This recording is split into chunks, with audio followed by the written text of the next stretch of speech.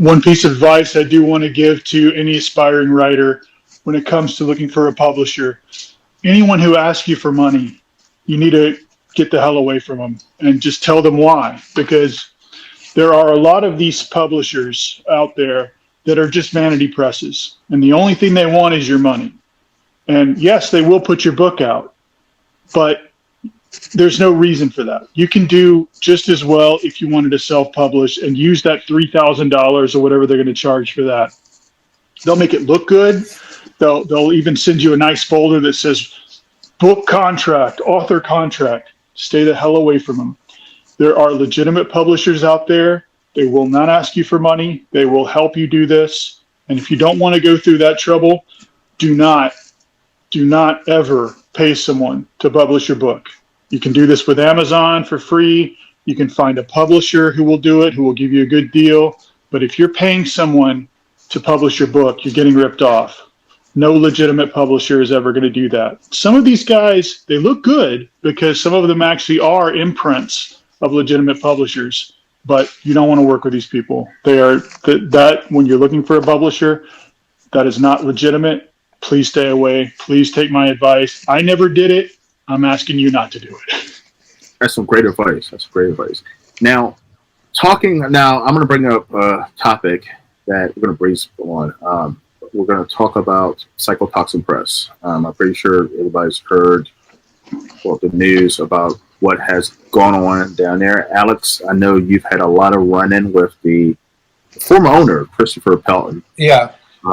Would you like to speak about Psychotoxin Press?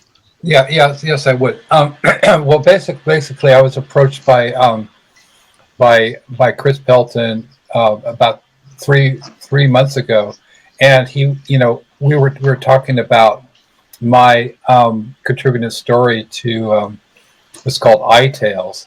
iTales was just like short stories, and before I get started, I just because I have to sort of like say things while they're still fresh in my memory, right? Because of my neurological condition. I just want people to be aware that Chris Pelton still has a Substack that's behind a paywall where he took stories from authors like Eric Otero that he published on his Substack, which is called Psychotoxin Press. He never paid any royalties to any of the authors, so he's still getting money. He's still making money, even though he was deposed. He's still making money from that shit, and it's so wrong. I became aware of Psychotoxin Press about 3 months ago. I felt it was a similar situation to. I immediately got strong cult vibes. I immediately saw what he was doing was that he was creating imprints like every day. And who was running these imprints? Not people who had a lot of, a lot of tread on the asphalt as far as their, being, they're having been in the industry for a while. These are very, very, there's very young women, and some of them are kind of rural. Some of them seem to be kind of uneducated. And I was really kind of, my spidey senses began to tingle because I sort of recognized, I just felt that he was exploiting them in some way, shape, or form. You don't have to have the full, the full picture and the concrete details to know something's wrong. And I have a bit of clairvoyance, I'm not like woo-woo, whatever, but I have a bit of, clairvoyance. And I started getting these strong psychic flashes about him. It was extremely dark. And I was warning people about him, back 3 months ago where everybody was talking him up, right? I was very nearly counseled from horror because, I started speaking up against Chris Pelton before anybody else, months before anybody else. I said, he's a cult leader. He's dangerous. He's abusive. He's exploiting these women. And that was just my instinct based on nothing, right?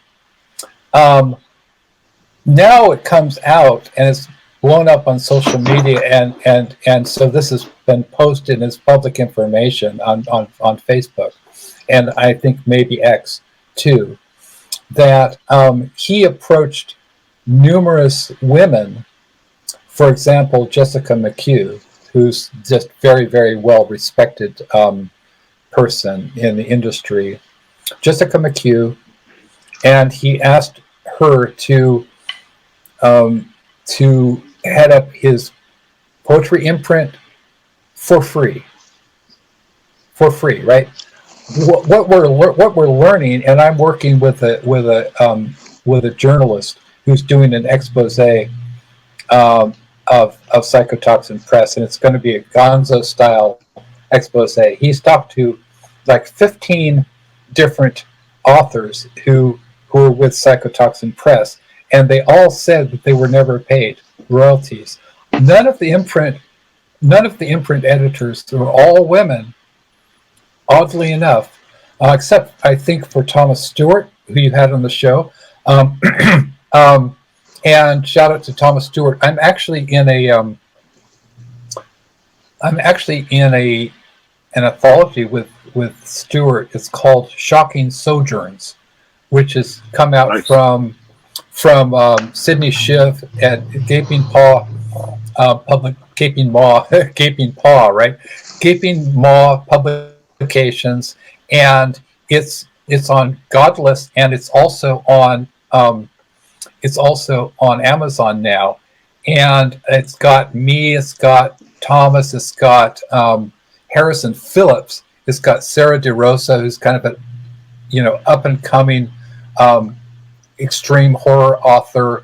She's amazing. She's going to be the hot chick in extreme horror. She'll knock your socks off. And has Judith Sonnet. Okay, Judith Sonnet. I mean, if you don't know Judith Sonnet, so I'm so privileged and fortunate to be published with these people. And I kind of want to leave it at that. Chris Pelton's a creep. He literally assaulted his former imprint editor, Marie Lestrange, Dr. Marie Lestrange, who's she's a doctor of education, and her husband Bert Lestrange at the AuthorCon 3 in Williamsburg, Virginia, and that was just a horrifying incident, and I think everybody knows about that now. And lately, he's been sort of like posting sort of like he wants to like do some revenge porn where, I'm just going to say it. He had access to some photos of, Psychotoxin Press staff that were private, that were not for public distribution. He's been sort of threatening to do revenge porn, and the guy, so after sort of setting me up, and talking me up and wanting me to have me on the show, I started, vague posting about how he's, I didn't name him, but I was like, he's a cultist, and he's engaged in cultic abuse, and I'm especially concerned about Thomas. So long story short, he blocked me, and actually Psychotoxin Press still has me blocked because Pelton blocked me.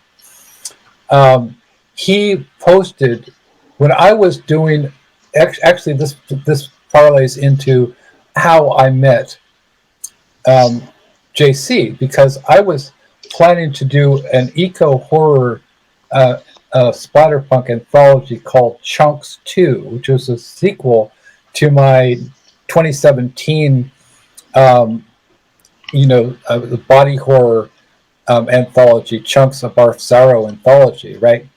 And this is how I met JC, because he sent me in a story which I believe is going to be published in an eco horror anthology called Nature's Triumphs. That's correct. Which is put out by Allison Armstrong, and she's an up and coming publisher. She's never published before, so hopefully that will come out fairly soon.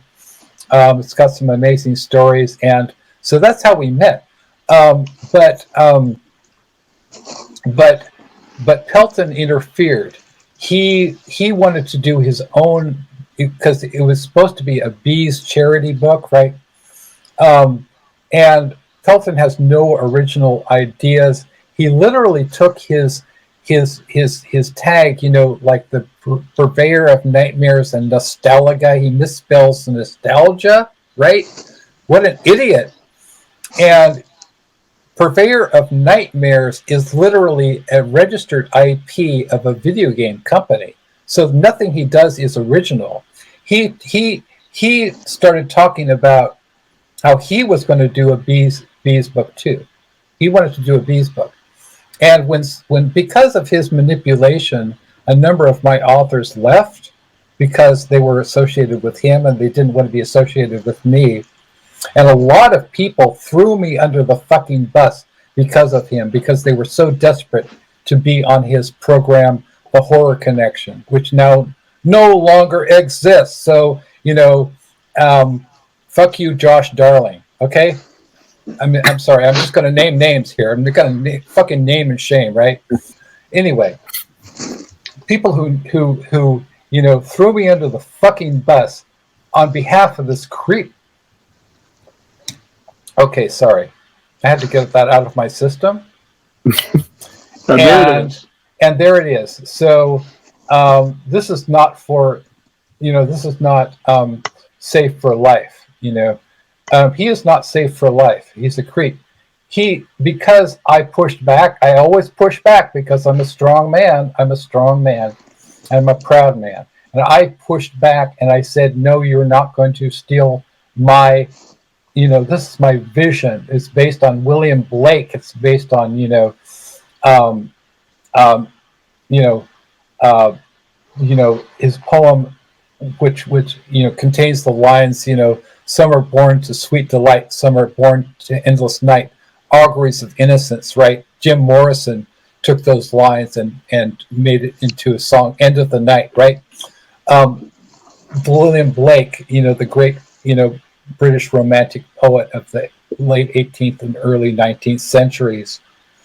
And he had an ecological vision, and I had an ecological vision too. And I wanted to do this book for the bees. So, Chris, as a charity for the Bees Conservancy, and, Pelton just took this idea and just wanted to take it. He wanted to do his own bees book. And when I pushed back, he posted something on the official Psychotoxin Press page that said, any fat chicks like TBI guys, any fat chicks, right? So you're body shaming, right? You're body shaming, and you're a fucking ableist because I am the TBI guy in question. And that was traumatic brain injury. Traumatic brain injury. I have severe traumatic brain injury. And that is not something that you even fucking joke about. So that's it. That's all I'm going to say. So speaking of charities, I understand that you and JC are working with an amazing charity, which is the Children of the Night. Tell us a little bit about that. We actually, from the beginning, this was always going to be for charity. Even in the contract, we tell the authors, this is donated work. They maintain the copyrights, but we tell them, this is going to charity. And we looked around for the right charity. We were thinking of a few, and then Alex said, you know what? It's right here in front of us. Ronnie James Dio, former lead singer of Black Sabbath and Heaven and Hell, he had a charity, Children of the Night. And Alex tell us a little bit more about Children of the Night and why this one, besides just the singer, why this one spoke so much to us. Well, this is related to some sort of developing situations which are kind of interesting, and I don't know which one I would start with, but it actually started. It's actually started with conversations between me and a woman named Carrie Lee Chrome. Also, I mean, her name is Carrie Lee Mitchell. Carrie Lee Chrome is, I don't know how many people know this because people usually think of Kim Fowley, but Kim Fowley was the manager of the band The Runaways, but he was not the founder of The Runaways. It was Carrie Lee Chrome, and she's messaging me on Facebook as we speak, so I have to get back to her. We have a weird psychic connection, and it's a very interesting. I don't have time to tell the complete story, but about 3 or 4 days ago, well, actually about a year ago, she had approached me and said that she wanted to help because she wanted to get into writing short stories. She wanted to get into writing, and she's really into like occult horror, and so she wanted my help to sort of like develop stories, and I was awestruck because this is the woman who wrote the songs, Secrets. She wrote, California Paradise, right? Turn on the radio, hear the rock and roll, right? Everybody knows California Paradise, right? It was on the soundtrack to the Runaways movie, and actually, interestingly enough, Dakota Fanning sings that song in the movie, right? And I think that Dakota Fanning does a much better Sherry Curry than Sherry Curry, who's MAGA, right? I'm not going to use the language. I'm told myself to limit my swear words, even though I can. But she's extreme MAGA. She is a transphobe, and actually, she kind of she was snooping around. She friend requested me on Facebook, and about last year or so, and she was snooping around. I found that she was snooping around because she wanted to know a little bit more about Carrie Lee Chrome, and this is all public information, so I'm not telling any tales out of school, right? This is all, you can look it up on Google, right? Carrie Lee Chrome, when she was 13 years old, she and a woman named Jackie Fox, her real name is Jackie Fuchs, but she was the bass player for the Runaways. Both Jackie Fuchs and Carrie Lee Chrome were both sexually assaulted by Kim Fowley, and you're going to have to put a trigger warning on this podcast. I'm serious. I had an encounter with Kim Fowley in about 2003 when I was at the Cleopatra Ball. The Cleopatra Ball is kind of it's the goth rock label, Cleopatra Records, and they also do movies, right? And I met Kim Fowley at the time. I was doing a horror music project called Shock Opera, and I was introduced to Kim Fowley by the publicist for Motorhead and Kiss and all that stuff, who's a close friend of mine, no longer, unfortunately. And she said that, hey, this is my friend Alex. He's doing this thing called Shock Opera. It's all about horror and music. And he said, well, you should. He gave me his card, like in the movie The Runaways. He's like he gave me his card and said, I'll make you famous. just call me up. I mean, it was just spooky, right? Because I just like, I mean, it's just exactly like in the movie. And he said, "Yeah, you got to call me up before I die." And I said, well, yeah, but this is about horror. And I said, what kind of horror stuff do you want to talk about? And he said, sex with children. Oh, And he did this before witnesses. I mean, this was in front of the I believe it was the Troubadour Club in West Hollywood, where Cleopatra Records was having the Cleopatra Records ball, right? And he was like in front of a guy named Alex Zander, who did a magazine called MK Ultra, and so there was a lot of witnesses. And I said, I distinctly recall that I said, "What the actual fuck?" And he was rambling and going on and on about like we were at the I keep wanting to say the Whiskey a Go-Go, but it wasn't the Whiskey a Go-Go, but it was at the Troubadour, and we were this is like in the lobby or whatever, one of the rooms, and he started shouting, like he says, "This is a sausage fest. Where's the snatch?" Just completely inappropriate. Just, dude, like what sort of garbage, like hot garbage, fire is your brain, right? We're talking. This is how you talk about women, and so that's my Kim Fowley story, and I didn't call him up.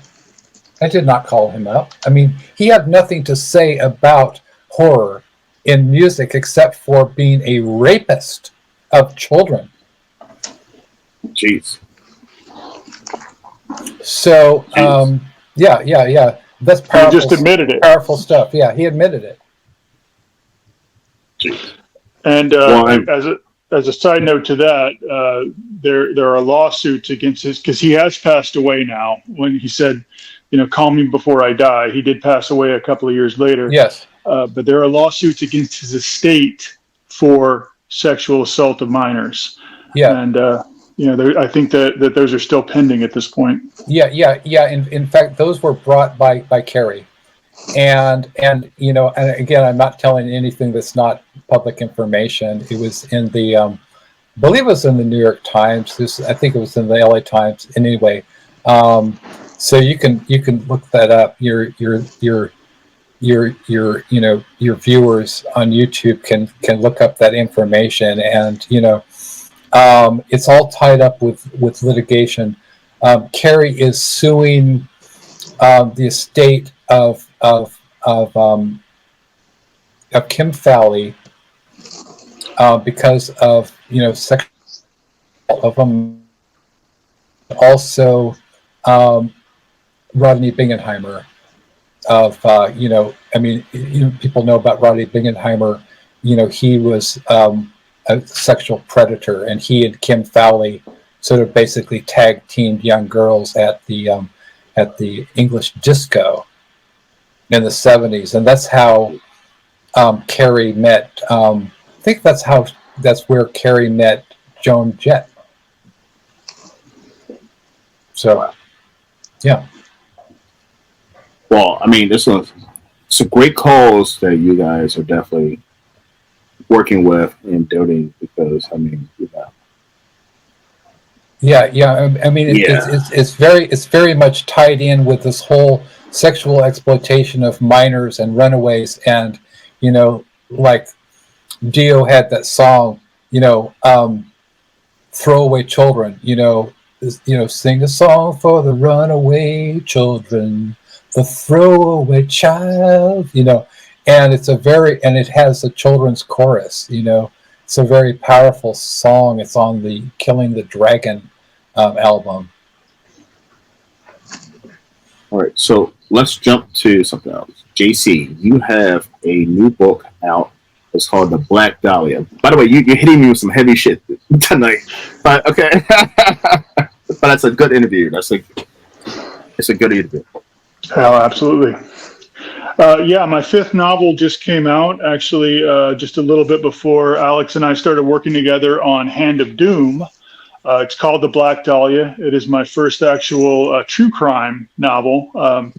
And it goes back to the 1947 case of Elizabeth Short, who was known as the Black Dahlia even in life. Some people have said that she was given that name by the press. That's not actually true. That was her nickname because in 1946 there was a film called The Blue Dahlia, and Elizabeth always wore all black, and she had very, very light skin and very, very light eyes. And so people started calling her the Black Dahlia. And when the press found that out after her murder, that was the name that they consistently used, and that basically made her famous. The irony is that she really wanted to be famous. She wanted to be the biggest star in Hollywood, the best known name in Hollywood. And for a while she was, but not for the reason she wanted to be.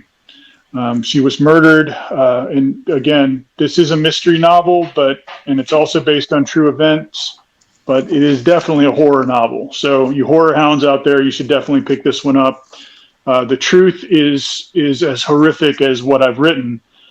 She was not only murdered, she was bisected, she was cut in half, and she was mutilated in many other ways. This story takes a lot of research. There's a lot of really the only fictional character in it is pretty much the main character, the detective Jake Slater. Everybody else is not only real, but they are doing exactly what they were doing at the time. Everything is well researched. Everything fits in place.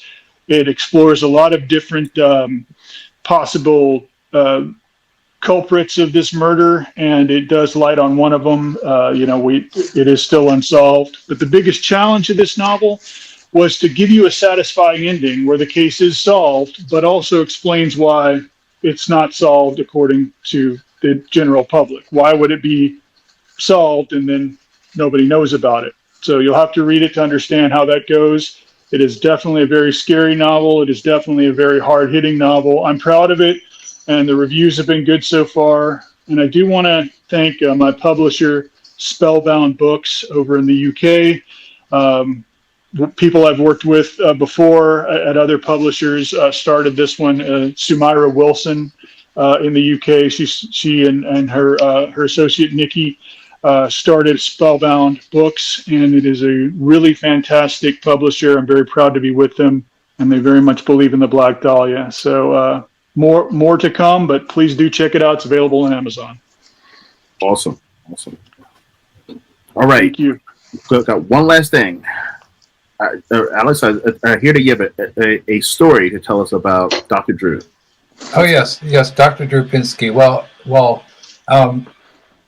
up until about like 2016, he had a fairly good career. He was very popular host of, what was it?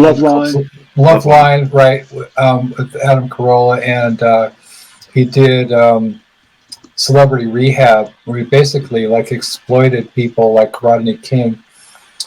So anyway, he was known as. This is a little later, but he became known as Dr. Death. Because I think up to 7 former cast members of the reality show Celebrity Rehab died, including Rodney King.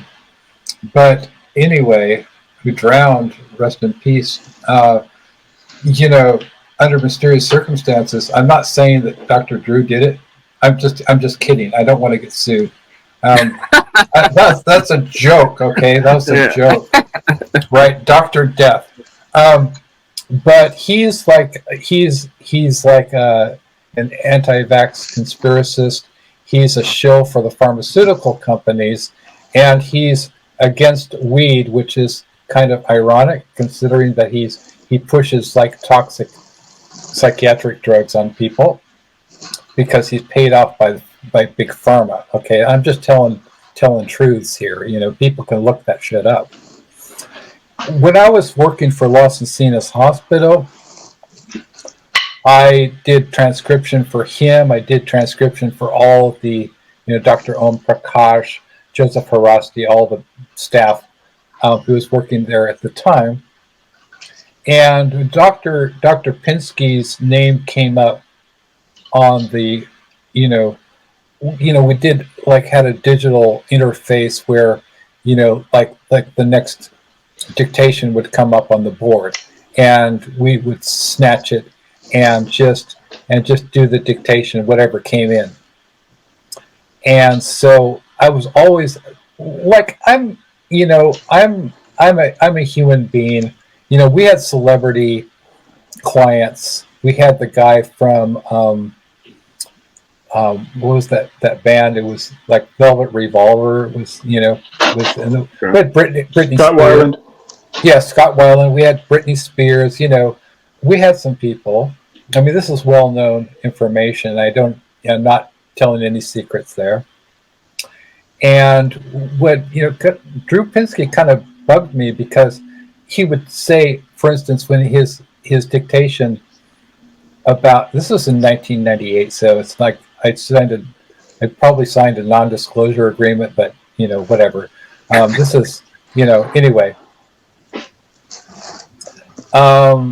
So he would kind of bug me, because his attitude, his tone seemed to be like he had sort of contempt for the celebrities, that came in, and he would make sneering references to the fact that it's like Scott Weiland came in under a phony name, right? And he came in. The patient is Scott Weiland. He was admitted under a phony name, because he's Scott Weiland, okay, right? If Drew Pinsky was admitted to a mental hospital under Dr. Drew Pinsky, I think people would be asking questions, and there'd be paparazzi, right? So this guy lacks empathy, for one thing. He lacks empathy for human beings, and I'm just telling the truth. So I'm telling a lot of truths here. People are going to be uncomfortable, but this is absolutely 100% true. And he did this. He started on this dictation. I don't know if it was Weiland or somebody else. And I immediately noticed there was some sort of red flags. There were some warning signs, trigger warnings. Vomit. Okay, so if you're uncomfortable with vomit, you're going to have to do a whole lot of trigger warning, content warnings for this one. Vomit. So, emesis. I have a lot of weirdos that watch my show, so. Oh, okay. So I'm not kink shaming. I'm not kink shaming, right? Yes. Be weird. To each their own, right? Yes. Let your freak flag fly. Exactly. And so Drew Pinsky, he starts dictating, and I immediately noticed that there's some uncanny, weird aspects to this. He's running water. Where is he? Right? Where is he dictating? Yeah, I think he was dictating with I don't know if they had digital, tape recorders or whatever, but he must have, right? So using an early digital tape recorder, because he was in the bathroom. I mean, obviously, when you have running water, when you have like a source of running water, where are you, right? You're not out on the lawn with a sprinkler, right? You're in the toilet. You're in the bathroom. And he was playing opera because, he likes opera, right? He was trying to mask something, obviously. What was the crime? The audio crime. Well, it soon transpired that as soon as he started dictating, there was a kind of a lurching quality to his voice. He sounded ragged. He didn't sound well. And he started to make sort of like vomiting sounds, like that. Almost like the retching noises. The retching noise. And I was throwing up a little bit in my mouth too. I'm sitting there. It's a 15-minute dictation. I'm thinking, where are your manners, kind sir? you know, and what universe does being violently ill, on a digital transcription, a digital dictation for, Los Angeles Hospital, which will be heard and transcribed by human beings. On what planet is that appropriate to be violently ill on a transcription? Well, he's, frankly, and I'll use the language. He's blowing chunks. Okay, I'm just going to say it right out there. He's blowing chunks. Plopping noises, right? Wet plopping sounds. Chunks were hitting the water, the water level in the toilet. I mean, like that, and it's like, and then he. Do you know how I can tell? By the way, Alex, do you know how I can tell you're an author? Very precise descriptions to the sound and everything. It's just you're describing it so well. Thank you, okay, thank you, sir. So, yeah, because it's the specific details that traumatize one. That's the key to horror, right there. Yes, I'm getting a mental image. Thanks, Alex. You're welcome, Travis. And this is body horror, if there ever was body horror, because I'm getting sympathetic, like sympathetic nausea. But he's continuing, and he starts to crank up the opera. I don't know if it was Aida or what, but he was playing opera as though somehow mingling all these sounds in a sort of a musical collage, like an audio collage, like Sgt. Pepper, like the White Album. What was the album with Revolution Number 9? Remember That's the White Album. That's the White Album. Okay. Yeah. So the White Album was compared to a music genre called musique concrète, which was started associated with the composer John Cage, right? John Cage would create these. Most famously, I think it was called 434, which is a composition for silence. And he just got out there. He stepped up, he sat down at the piano in front of the open score. He had a glass of water on the piano, and for 4 minutes and 34 seconds, he allowed the ambient sounds of whatever was going on in the environment be the score. And so this kind of, and also, the Beatles were famously eclectic, and actually they took this whole cut up tape idea that they used on Sgt. Pepper's from William S. Burroughs, but that's we don't have time to get into that. So what do you say? Are you saying that Dr. Drew is a bulimic or something, or do you say you're saying he has a vomit fetish? No. I don't want to go down that road. I mean, I don't want to be sued. Yeah, I don't want to be sued either. Yeah, please. I didn't say that. That was like just yes. I don't want to go down that path. That primrose path. One might speculate. And I have known people with bulimia, and I think. Thomas Stewart has body dysmorphia, right?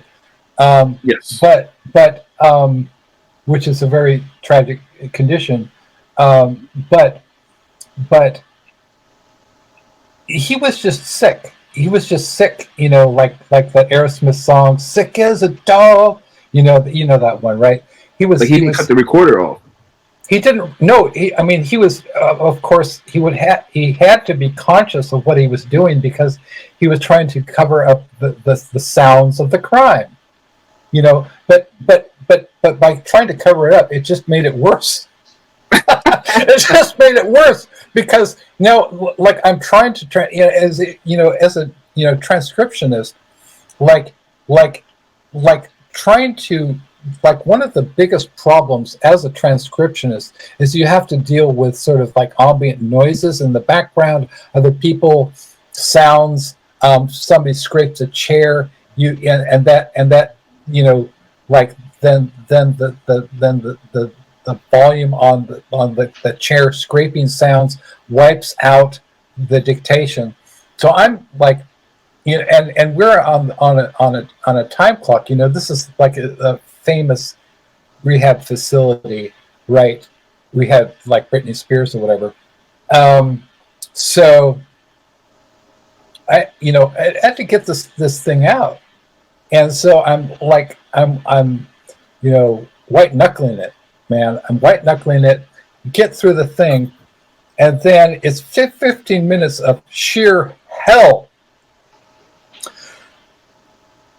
So then I was like, what do I do with the situation? Well, we had people, this was in the OG days, where we had like a courier who would come in at like increments of like every couple of hours. Somebody would come in and we'd put the transcribed patient report in this like whatever, in this box, and then they would take it out of the box. I'm blanking on a common name for this thing, a basket, right? In a basket. They'd take it out of the basket, and then they would take it, hand deliver it to the doctors. And then this was the same means by which you could send the doctors memos. This was so early. This is like very, very early in the internet, right? So we didn't have the capacity to just message or email the doctors. We had to write, type memos, and they were hand delivered right to the doctors, right? Which was insane if you think about it. So I was like, well, I always wanted to be Hunter S. Thompson. I always wanted to be Lester Bangs. And I thought, what would Lester Bangs and Hunter S. Thompson do in this situation? They would write a review.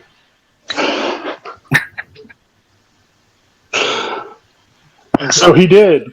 So I did. I said, dear Dr. Drew Pinsky, okay, so I really appreciate you. Obviously have an ear for music, and you're a man of taste. You're a man of wealth and taste. Little Easter egg there. And you obviously music, right? Because you love opera, and you love like Verdi's Aida, because you were listening to Verdi's Aida in the bathroom, where you were doing this dictation, where you forcibly ejected vomitus into the toilet intermittently with the dictation.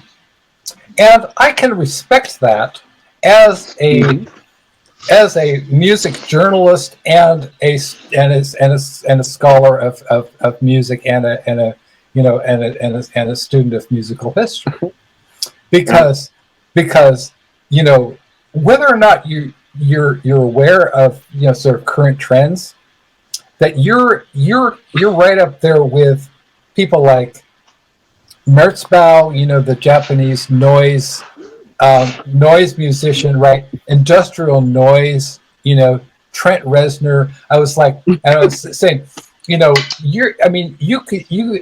all these commonalities. We even have commonalities with the Beatles. You have commonalities with Revolution Number 9 and Musique Concrète, right? And so I applaud you. At the same time, as a human being, as a medical transcriptionist, I would appreciate if you did not, do an encore of this performance, because, it's seriously traumatizing me. And I if I'm lying, I'm dying. Did you keep your job after that? I'm about to say, did you get a response? No. No, I did not. Oh man. Oh, that's hilarious. All right, Alex, where can everyone find you, my friend? I'm sorry. What? Where can everyone find you on social media? Oh well, I'm frequently can be found kvetching and complaining about my medical condition on I have actually 3 accounts on. I have a secret account on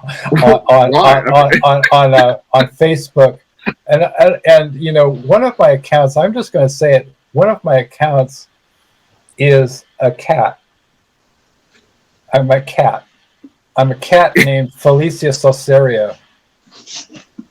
And now Why do you the have cat's that out of the account? bag. I know. Why do you have that account, Alex?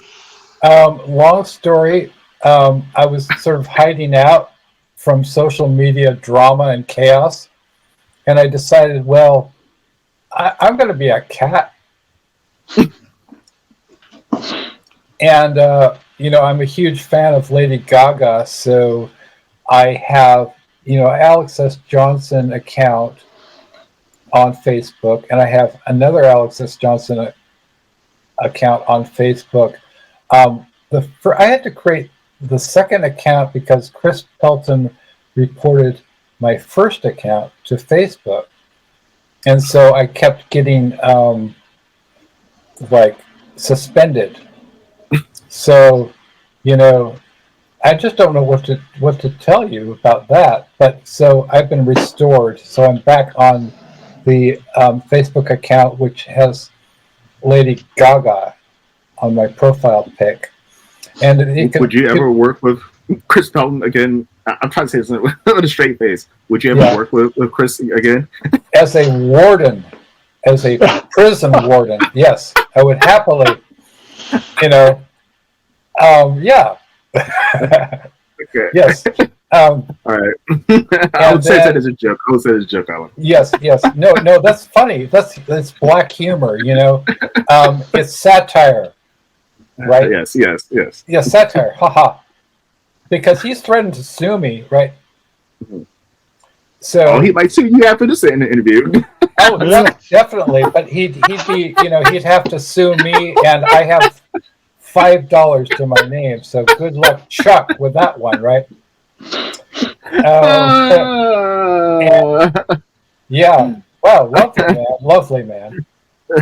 And I also have a Twitter account under Alex S. Johnson, and that also. And then I think I have Felicia Salceria is another one of my accounts.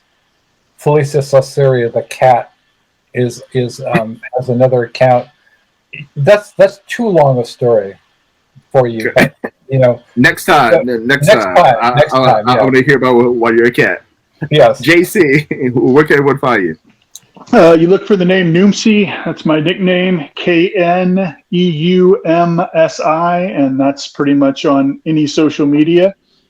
And also my website that has always had a ton of horror reviews. I've got a lot of horror fans there, is worldsgreatestcritic.com. And of course, I also have zombieflix.com. So any horror fans who want to read some obscure horror and a little bit of mainstream as well, check that out, and you'll find me there. Okay, and I will have those websites down in the description box, so definitely take a look, guys. Thank you. Thank you. All right, listen, welcome everybody. Listen, go out there and grab a copy of Hands Down, especially if you're a horror fan and if you're a Black Sabbath fan. Well, if you're a heavy rock fan, definitely grab that. Plus, it goes to a good cause as well. And also, grab a copy of The Black Dahlia, written by my man, JC. All right, guys. This was fun. Real pleasure. This was a lot of ups and downs, guys. I mean, this was a lot of fucking ups and downs. Like when I felt like I want to kill myself, and then I felt happy at the same time. Like I was like, shit, fucking crazy. Shit. I'm like, fuck. Yes. It's a real roller coaster ride with us. Yes, that's some high highs and some low lows. Yes, hey, that's the nature of horror, my friend. Yes. All right. By the way, I'm not making fun of suicide. That was a joke. No, All right. Never. Yes. All right. Well, everyone, thank you for coming to the Horror Room. I'm Travis Bruce. That's Alex, and that's JC. We'll see you next time. Thank you so much. See you, Alex. Thank you for having us. See ya.